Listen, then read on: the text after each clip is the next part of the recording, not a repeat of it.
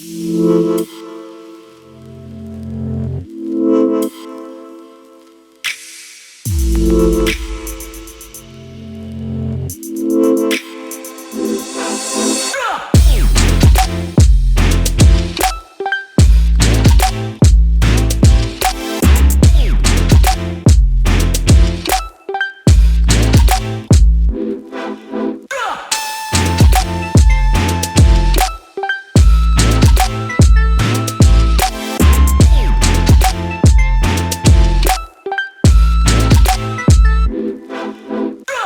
you, everyone. Very sorry for the delay. We had some minor issues with connectivity. So many people joining this amazing session. Welcome to the third session of the Global Foresight Summit, this year organized by the APF, World Futures Review, and Fast Forward. For this really interesting group session, we have Patricia Lustig. She's a foresight strategy and change consultant and author. She's an international recognized practitioner in foresight and strategy development, futures thinking, scenario planning, and innovation. And she is the managing director of Last Insight and on the board of the APF. So welcome, Patricia. Okay, Chris, can we have the slides, please? Yeah, I'm sharing them. Are they not being shown? Now they are. Wonderful. If you could go to the next one, please. In this session, we'll introduce the program and how it came about, and then each fellow will present their research and the projects that they are working on. And then there'll be time for questions and discussion. And I'd really appreciate it if you would put your questions into the chat box so that I can catch them and we can do it at the end. Okay, if we can have a next, Chris. So the Emerging Fellows 2021 program. This program is set up to recognize promising new futurists and to mentor them to develop their foresight capabilities. This program has been designed by them over 3 years to develop foresight competence, to develop writing skills, to contribute to projects and develop their networks, and to mentor after the first year incoming cohorts of fellows. And I'm facilitating this from the APF board. I'd like to introduce you to the fellows in the order in which they will speak. Anna Koyua from Nairobi, Kenya, will be speaking about the futures of culture. Chris Meyer from New York, USA, will be speaking about human futures, the futures of philosophy and foresight. Fazida Isnan from Malacca, Malaysia, will be speaking about the futures of wisdom. Marguerite Kutsi from Cape Town, South Africa, the futures of truth. And Sheila Castillo from Manila, Philippines, the futures of justice. And now I'd like to hand over to Anne.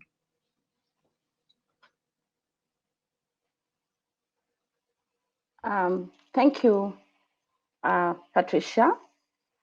Good morning, good afternoon, good evening, everyone. My name is Anna, as you have heard. I'm a leadership consultant. And I'm here to speak about the futures of culture. My interest in culture began way in 2018 when I used culture audit to shift the course of a particular organization and successfully placed it in a situation where it was able to grow but also survive during COVID-19. The lessons I learned from this particular project was that culture can either be a victim or a victor, depending on how you handle it. So what's culture? Maybe the next slide, Chris. What's culture? Let's keep rolling. What's culture? Rather than give you a definition of culture, I'd rather give you some information on what I'll focus on and what will be guiding me in the study of this particular topic. So there are 3 components of culture that are critical to me. One is artifacts, and these are things that you see, hear, and feel. You know, things like clothes, food, and stuff, and language. And then I will be looking at beliefs and values and drivers that are driving the future of culture. And then the underlying assumptions. Now, in light with these three components of culture, I'll study 5 different areas, and that's what I've already studied. The first one is food, the future of food, but culture in light of the future of food. The other one is economy.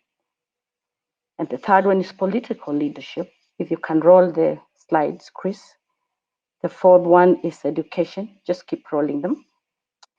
And then the fifth one is urbanization.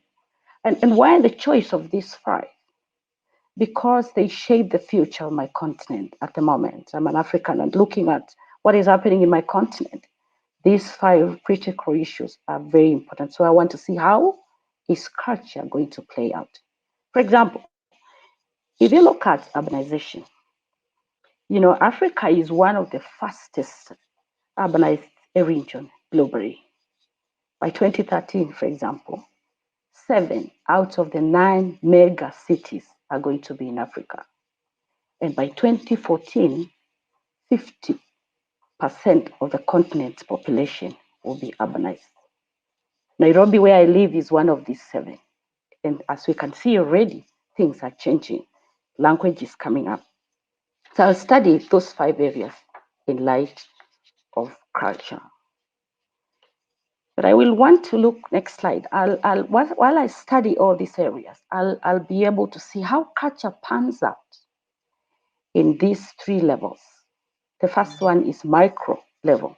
The second one, and micro level, of course, talking about individual cultures, families, communities, and then the meso level, which is mainly the organizational institutions are involved, and then the high level, macro, which is the national or the global, the regional. So I'll look at how culture is panning out, and I'm already doing that.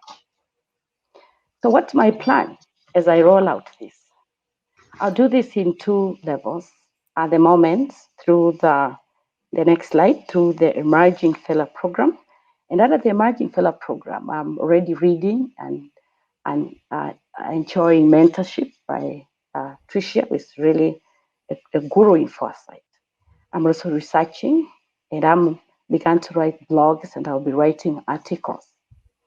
This is for the next 6 months of this Emerging Fellow Program up to December. The second one is a post Emerging Fellow Program, which is the next phase for me. And I intend to continue doing this, but I would love to be a trainer and author, of course, give back to APF, and also a trainer and mentor in project. And then I would love to leave this question with you as I also look forward to your question. Next slide. Do you think futurists need to be concerned with the future of culture? Just roll the slides, Chris. Do you think futurists need to be concerned with the future of culture, with all these changes? While I wait for your question, I have this to ask. I'll covet your thoughts and perspectives. I will appreciate research links and networks that could inform my areas of study, and also opportunities to engage on culture. I look forward to hearing from you as I study these areas, and I'm ready to answer your question. Should you want to get in touch with me, these are my contacts. The last slide. So thank you so much for listening to me. I look forward to your questions and hearing from you. Thank you. And now over to you, Chris. So hello, everyone. I'm Chris Mayer, one of this year's Emerging Fellows. I'm currently an Associate Dean for Strategy and Initiatives at the U.S. Military Academy at West Point. I'm also a philosophy professor and teach courses that explore topics like ethical theory, ethics of war, political philosophy, and critical reasoning. The first topic I plan to explore as an Emerging Fellow concerns how we prepare people to work and lead in the future. When I talk about post-secondary education, my main focus will be on the four-year undergraduate type of education, but I do plan to consider the entire education ecosystem because all elements of it are important, especially given the necessity of learning throughout one's life. One of the challenges educators face is that when students enter a four-year program, the world they will work in when they graduate will be very different than the world when they entered college and university. And a decade after these students graduate, these changes will be even more dramatic. So how then can we ensure that students are prepared for these challenges? To answer this question, it is necessary to explore possible futures related to work and leadership. That is, before considering changes to the curriculum, how it is taught, and how the entire student experience is designed, we need a sense of how the world might change and what these changes might mean for work and leadership. I should note that I think that preparation for work is not the only purpose for education, but it should at least be one of the purposes, as one of the main reasons that most students seek education is to enhance their employability. So you can see on the slide some of the things that I think are impacting work and leadership even now, and that will likely have a long-term effect. Technology is what we most often think about, but the location of work, information literacy, the value of our uniquely human skills, and the possibility that organizations may employ freelancers in their senior leader positions are some of the other aspects of what we are seeing now that will impact the future. There are obviously more, and there are certainly weak signals out there that highlight the possibilities that have not yet been discussed. So really the bottom line about this project is ensuring that students become ready for possible futures through education and training. And it is a topic I think that educators need to prioritize. Another topic I will consider is how what I teach in philosophy, and when I talk about that, what I'm mainly focusing on is what I teach in my Introduction to Philosophy undergraduate course, can enrich foresight practice. And I really want to emphasize the practice of foresight in terms of doing foresight work within an organization or as a consultant, rather than theoretical work related to philosophical foundations of foresight, which are very important, but are not the focus for this project. In terms of what I mean by foresight practice, I am using the APF competency model as my starting point for the essential elements of foresight work. You can see some of my initial thoughts on the slide, and I will be presenting on this in about an hour and a half. So let me just talk about the first area. I think it would be very helpful for foresight practitioners to be able to clearly and concisely explain the ethical importance of thinking about and planning for the future using foresight. From a business's perspective, we can see how the use of foresight can make it more profitable if it is better prepared for uncertainty than its competitors. But in addition to this, there are ethical reasons as well that can be applied at the organizational and individual levels. And these reasons are an important part of why we should do foresight, and one way that philosophy might enrich foresight practice. There are many others, and I hope you can join me later when I discuss them in greater detail. So one of my goals as an emerging fellow is to strengthen my ability to help educators and organizations prepare people to thrive as individuals and as leaders in the future workforce. I would like to do this through writing, speaking, conducting workshops, working with others, and of course, learning throughout the journey.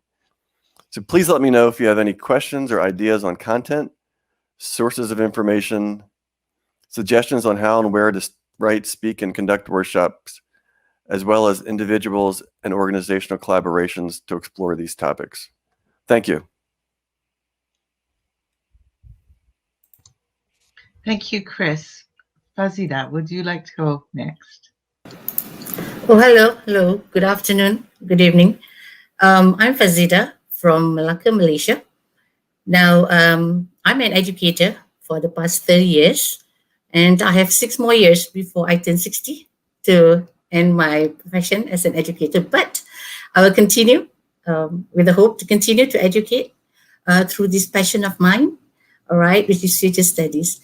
And in fact, I'm one of the emerging fellows for 2021. And my main aim of joining this, and of course to be engaged with the APF, is to learn as much in this field, which is practically new to me, all right, although I was introduced to it in 2012. But of course, the journey is still far and wide, and I'm all in for this enriching journey of mine. So for the emerging fellow, I'll be looking into the futures of wisdom, which is very close to my heart, which is education. And of course, next slide, please, Chris. And of course, when we talk about wisdom, we talk a lot about knowledge. We talk about a lot about the infusion of knowledge, the adoption of knowledge, and how it is used to the best capacities and capabilities of humans. Now, if you were to look at the definition of wisdom from the philosophers or sages of the past, in the likes of Aristotle, Plato, Socrates, we can see, and in fact, we can denote that the key word is none other than knowledge. And knowledge here is not knowledge per se. It is knowledge that is adopted, that is used with logical reasoning. As mentioned here, now there are so many, there's a plethora of definitions, but I have selected here just a few, all right, just for us to look at the past and the present. So over here, we have the scientific Aristotle's definition of wisdom as a scientific knowledge. And of course, as far back as the Mesopotamian civilization, wisdom is about happiness and survival. So how this has changed over time. And again, sages, Plato and Aristotle and Socrates, they talk about being able to understand the truth of knowledge again. All right. And coming to the more recent would be wisdom, which relates to the ways in which we make decisions and act based on our experience, knowing, or knowledge and reasoning, again by Ziauddin Sardar, 2020. So this is something that enticed me into future studies, which means learning and knowledge will continue on and on as we pass it to the next generation. Next slide, please, Chris. So I have somehow summed these futures of wisdom to my understanding of the way forward of wisdom here is to look at these areas. Wisdom connotes that it should be encapsulating not only the individual wisdom, but also communal wisdom. And I've metaphorically depicted it as if it is individual wisdom, it's one sagely man is better than none. Like you have to be educating, you have to be passing this knowledge to the basic of one person if you cannot do to 10. All right, because by educating one person, that one person can continue to educate the rest and the rest. All right, this is passed on and on and on. And communal, when strength or the power of many subsumes the power of one, then we have to be together. All right, and with the metaphor, we are wiser than me. All right, and wisdom in itself, when it comes to talking about the future, now how do we see, or how do we think that we can develop or we can infuse this, or how can we garner this wisdom? And in my perspective, it can be done via two avenues or two ways. One is creativity-driven wisdom, and the other is adversity-driven wisdom, in which in both ways wisdom can be generated, but only which one is, of course, the preferred one. Now, of course, all of us want the creativity-driven, risk-free, adversity-free, problem issues-free, crisis-free, and we can soar during normal times. We can get as many innovations, creativity, all these activities running as usual. But we will never know what's going to happen in the future. And this is where we call adversity-driven, because sometimes adversity drives creativity. And this requires flexibility and agility. Whatever knowledge that we have, whatever skills that we have to use it to create or to think of the best possible actions. And adversity-driven wisdom, to me, also means that it will somehow, with the effort that we put in to bring out wisdom from our difficulties, somehow it's a point of transcendence from darkness or the crisis depicted, darkness depicting the crisis, into light, the wisdom, meaning the solution that we managed to come up with from the difficulties, that will be our wisdom. Next slide. So in terms of, since I am now undertaking a research in future studies and how it can be infused into the education structure, the formal education with a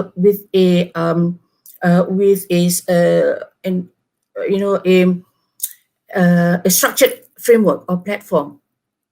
So I'm undertaking this study, so this research, and I'm looking at how future studies can complement, or future studies is so effectual for wisdom. And I came by Thomas Lombardo article, Wisdom, Consciousness and the Future, published in the Journal of Future Studies in 2012. And in that, I have taken out the gist in which Tom mentioned that the future is all about possibilities ahead. And the creation of a good future, which is the central challenge of human life, can be achieved through wisdom. And wisdom, or heightened wisdom, and future studies are almost identical, that they are somehow complementary to one and the other. And it is within the grasp of real people. Through how, through which avenue? Through future studies. Now, this is what incites my interest. How do we go about doing that? And how far and wide can we do this within our capacity?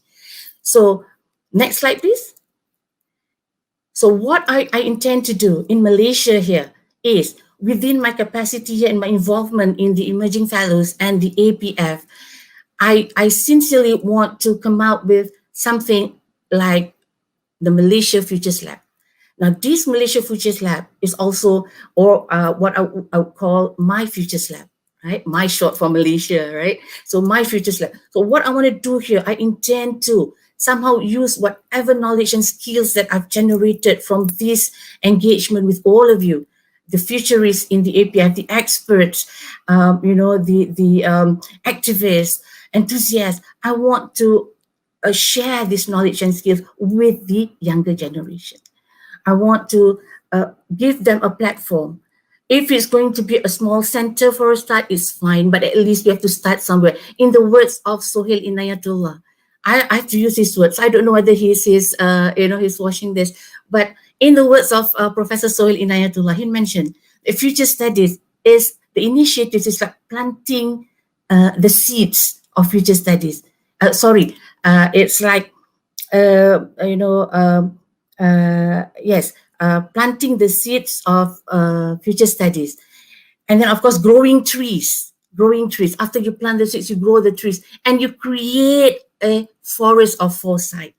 So I want to somehow affect or catalyze the future studies interest among the young ones, and somehow in the future develop a larger community of those who have this capacity of futures thinking. All right, so next slide, please. So I'm going to sum up with the words again, and I'm so very, I'm so very taken by these words by Tom. He said, to best facilitate in others the realization of a good future, we should model ourselves on the ideals of wisdom. Like futurists should be wise people. And I believe, I trust all of the members of the Association of Professional Futurists and my members in the Emerging Fellows, we are all working towards that wisdom. And we want to create these ripples of change, these ripples of futures thinking, futures consciousness among the younger generations of who are going to be leaders of tomorrow. So I'll be very interested, to get questions or even to get assistance from all of you out there who are into my project.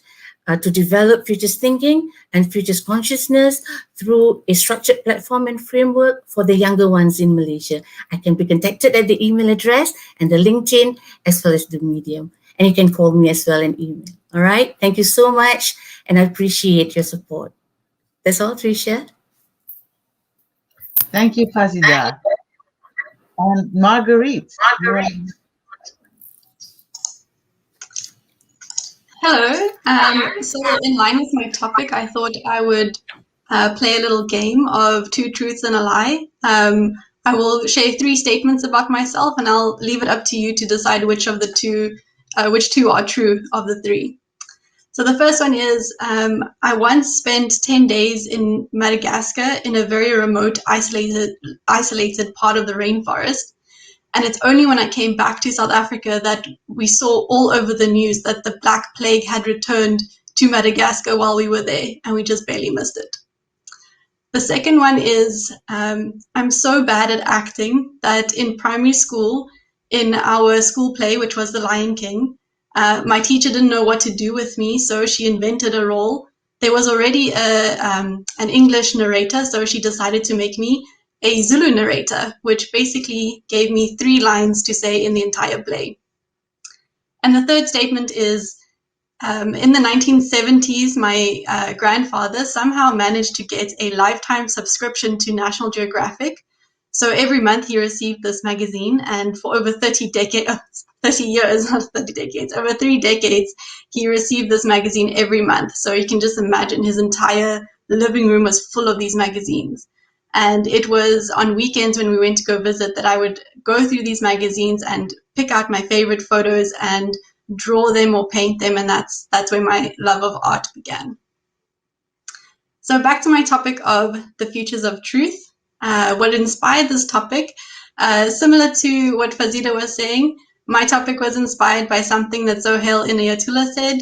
I had a conversation with him around the concept of truth within the context of the tragedy of history and how do you distinguish between different types of truths. And my view at the time was based on a combination of theories by, of course, Foucault and Trio and Cohen and all the greats, where they distinguish between the concept of the truth, a truth, and a claim to truth. So put a little bit differently, it's what actually happened, what is said to have happened, and what is believed to have happened. And this got me thinking about what are the different ways that truth presents itself and how do we interpret that and what does that mean for us as humans. Thanks, Chris. You can go to the next slide. So this is what my project for the year looks like with the APF Emerging Fellows. For those who know me, you know that my background is in anthropology, and I recently went into the foresight field.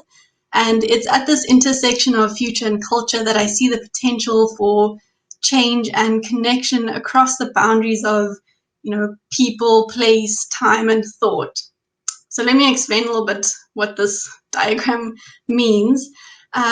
Basically, the title that I came up with for the Futures of Truth project is Phela Manga. I did a little bit of digging on Wikipedia, and apparently this is what is called a nonce word. So something that is created often in the moment. It has mixed layers of meaning. It's not intended to be used in the mainstream. It's just intended to fill a gap in the moment. And as the story goes with the word Phela Manga, it's from a South African song. It was when the band was busy recording the song, they had a little gap in lyrics, and they thought, what could they put there? So they just came up with this word Phela Manga, which is 2 words combined. The first part, Phela, means finished or end or entire, and Amanga means lies. So essentially the end of lies or the beginning of truth. And that was what I was interested in exploring. So originally I divided this project into 3 parts. I don't know if it was over ambitious, but I thought, let me divide it into something around 3 eras. So essentially part 1 is supposed to be about the era of enlightenment, enchantment. Part 2 is enlightenment, and part 3 is entanglement. And then I thought, well, maybe I could take this a little bit further and rather have it be about perceptions of darkness and light and shadow. But in reality, I just ended up writing topics that I enjoyed, and they just somehow fit together and connected in interesting ways. So the intention is to create this web of connected pieces that readers could then go and navigate and follow in whichever direction their interest takes them. There's no real order to read them in. So just to give you a little bit more detail on what each of these little topics are, if you can see in part 1, there are 3 topics there: truth fragmented, truth enchanted, and truth embedded. So the first one, truth fragmented, is about rumor, gossip, and secrets. So truth that is never quite complete or whole or coherent. It's little bits of truth that you piece together. Truth enchanted is about magic, conspiracy, and superstition, so making sense of the unknown or unknowable truth. And truth embedded is about belief, myth, and symbols. So these are value judgments and abstract interpretations, basically decoding encrypted messages of truth. In part 2, we've got truth falsified. This is where I look at things like fact, fringe science, and sci-fi. So truth is something mysterious, surprising, suspenseful. This is probably the more dominant narrative of truth in Western schools of thought or philosophy, where fact is synonymous with truth. Then we've got truth enacted, so historical archive and oral history. The idea that something is truthful because it happened and it can be recounted by a collective or a society or a group. The problem here, though, is that the voice of truth is determined by often the victor of the historical event. So the version of the history or the truth it varies. Then we've got truth extended. So this is where we have realities, memories, and recollections, a little bit similar to the previous one, but more personal accounts, first-hand experiences, and individual versions of truth. And then finally, the part 3, truth embodied, is storytelling, art, and performance. So these are creative and emotive expressions of truth. It's more of an intangible side of how truth is experienced and how it manifests, often through the human body or human activities. Truth Disguised, which is actually the article I started with. It was recently published by the APF. I explored whistleblowers, tricksters, and scapegoats. Basically the edge of what is said, done, and known to be true. So this blurring of boundaries of the dichotomy between right and wrong and true and false. How do you play in that in-between space? And then the last one is about truth emerging, so dreams, illusions, and imaginings. This is all about almost breathing life into possible truths. So thinking of what could be and then making it a reality. Thanks, Chris. So thinking about how to make this all practical and what my intention is, I want to develop this into essentially a body of work, not simply writing articles, but having it manifest in different ways in an almost interconnected ecosystem of truth, if you could put it like that. So I've put some examples here. Not all of them are mine. I found some online where people were doing some interesting things with truth already. But what I would hope to do is publish a book around these chapters of truth, potentially also create a series of children's books. So looking at the different lessons of truth that I've gathered and putting it into a story that children could understand and learn from. There could potentially also be some kind of artwork, so collaborating with artists and seeing how do they interpret truth. Also this interactive online platform, you'll see the example there at the bottom with the image that says, "What's your secret?" I created a secret page on my website where people can share their secrets, and I'm busy working through them and extracting those human truths and trying to figure out what our secrets tell us about who we are. There could also be some sessions on the topics of truth, so workshops, podcasts, any kind of form of knowledge share.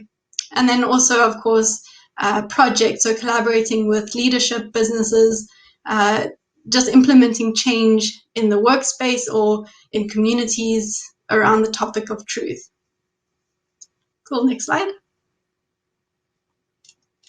So what I'm asking of the community, essentially, if I could be so bold, you'll see I created a Patreon page for this project, and there are 3 ways that I invite people to get involved. So if you think about the contract option, this is in the traditional business sense, where I would work with you and your team on projects that are relevant to the topics that I've explored.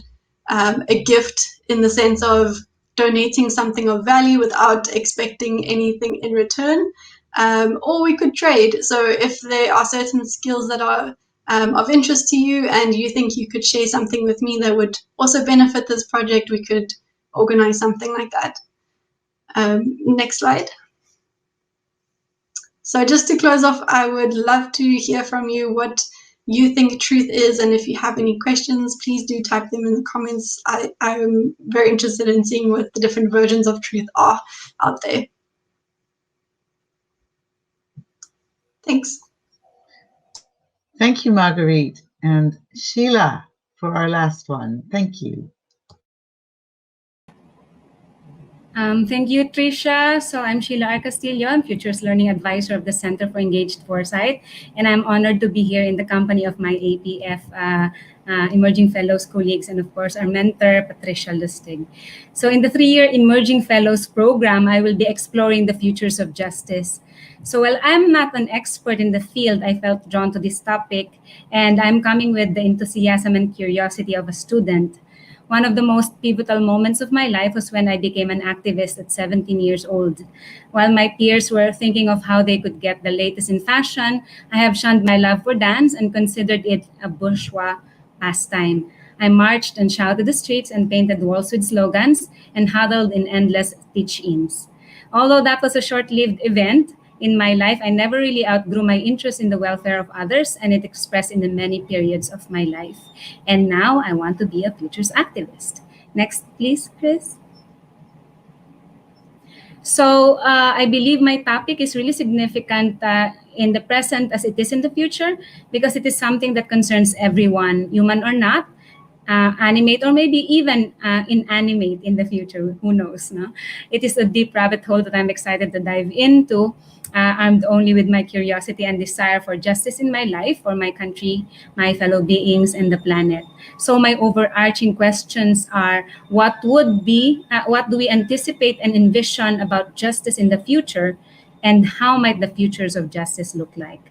So in this 3-year exploration, I would like to look at several sub-themes, and I would like to share with you the initial questions I have in mind for each of them. So I'm just going to share with you some questions. Next, please, Chris. So first, I would like to claim that the futures is a commons and thus is a right. So commons is defined as the shared resources in which stakeholders has an equal interest. Very straightforward. The futures is indeed a resource which we can transform, with which we can transform the present. However, much like the land, air, and water, the futures is also being used by a small segment of our population, humanity, and thus could be place them in an unfair advantage over those that are not part of the decision-making process. So I would like to understand how this commons is being utilized and colonized, and how we could decolonize the futures in the present. Next, please, Chris. In terms of intergenerational justice, I would like to know how might present duty bearers ensure a just future for future right holders, and how the foundation for that future might be laid out today. Looking at some of the biggest environmental issues we are facing, such as climate change, plastic waste, destruction of ecosystems, we need to find out how future generations could benefit from the world we are enjoying today and not be left with the problems that they didn't create, but they would have to solve in their time. Next, please. I'm also interested to see how our understanding of justice might be transformed as animal sentience become more widely recognized. I have often said that animal liberation is the last social justice struggle before androids start asking for their rights. How might it transform ethics, or very concept of what is right and wrong? And how might it change the dynamics of human-animal relationship? So how might animal liberation look like in a world where humans have to relinquish their assumed rights over other sentient beings? And how might we share resources, space, voice, and influence as animals are more empowered by technology? Next, please. So when sentience is absent, or at least could not be proven, like for example among rivers, mountains, lakes, would the rights accorded to them in the past, in the present, we're calling them legal persons right now, continue to be recognized? And how might the future look like when the rights we are giving to these non-animal persons, such as rivers and lakes, are actually practiced and enforced? Next, please. In terms of identity, how might the right to identity look like when various entities start to assign their own? We have seen people outing themselves as transracial, but how might it look like when a human is being identifies as a non-human animal, or when an artificial general intelligence, or AGI, identifies itself as human? Would it be considered just to assign identity to an AI, to a sentient one who identifies as a human? And what would precedents like this start to open to the world into, and how would it change our idea of justice? Next, please. How might the right to faith and religion take shape when the more unconventional ones grow and flourish? For example, the Pastafarians, they develop their scriptures, they claim their right to practice their teachings. If they impinge on others, how might that look like? And would it be, more favorable to established religions? So do we favor mainstream faiths and religions over fringe ones, like we are doing in the present? Next, please. So I believe time will come when the line between human and machine will be blurred, when humans integrate more inorganic components like micro machines or robotic limbs in themselves, and androids integrate more organic components on their bodies. Would it be ethical to down an AI who identifies as a human? When artificial intelligence start learning to be human and claims sentience, would we consider them to be? Next, please. So how might the right to information and access change in the future? And how might those that do not have access to information be ensured such?